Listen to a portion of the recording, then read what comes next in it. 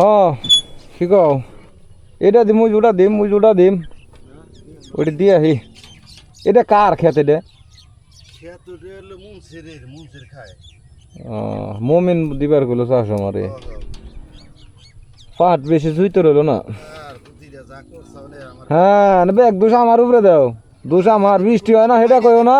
বাইরে যেতে পুতিরা মানে ওইটা কোনো কথা না পরের চাষে তো উপরে বাইরে গেছি বাইরে গেছে অবস্থা না এই মত তাইলে আর ও ক্ষেত কেম বাকি দেখো না ক্ষেতের অবস্থা ওটা কেম বাকি পুরো এতে অবস্থা বেয়া কি বৃষ্টির জ্বালায় আমি বইছে এবার পাট